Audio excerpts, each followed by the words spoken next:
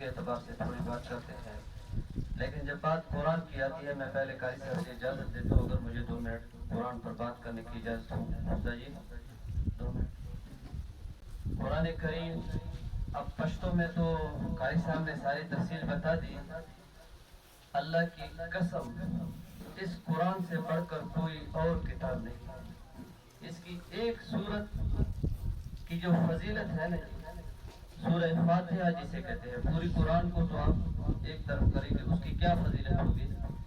فرمایا اللہ کے نبی نے 4 چیزیں مجھے عرش کے خزانوں میں سے ملی، ان میں سے ایک سورہ فاتحہ، آیت الکرسی، سورہ بقرہ کی آخری آیتیں اور سورہ کوثر۔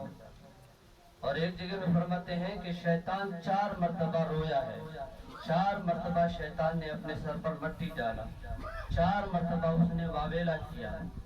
ان میں سے پہلی مرتبہ جب اللہ نے اس پر لعنت کی، شیطان پر لعنت ہوا، اس وقت یہ رویا۔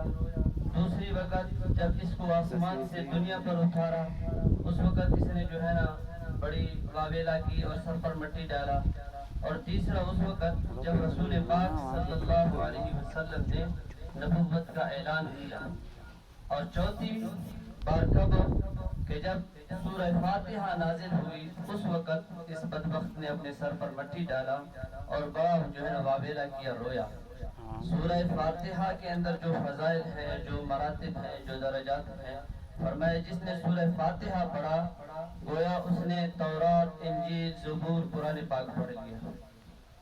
اب سورہ فاتحہ کے اندر فرمایا جس کو جو بیماری ہو، جو پریشانی ہو، جو ایمان اور یقین کے ساتھ اس کو پڑھے گا، اللہ ساری بیماریاں ہٹا دے گا۔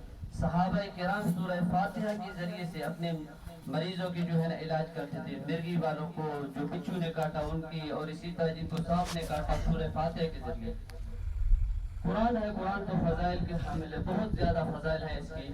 میری عوام سے یہ گزارش ہے، اللہ نے جن کے سینوں میں قرآن رکھا ہے ان کی ادب، ان کا احترام، جیسے آپ لوگ کے امام صاحب ہیں، یا آپ لوگ کے مساجد کے قاری صاحبان ہیں، یا آپ لوگ کے جو علماء کرام ہیں، آپ کے ہاں کا تو مجھے پتا نہیں، لیکن باہر لوگ علماء کرام سے بڑے دور ہیں، حفاظ کرام سے بڑے دور ہیں، اپنے جو ہے نا قاری حضرات سے بڑے دور ہیں، دیندار طبقے سے بڑے دور ہیں۔ اور اللہ نے ان کو جو عزت دی، جو مقام دیا، یقین جانو وہ مقام کسی کا بھی نہیں ہے۔ اور میں جب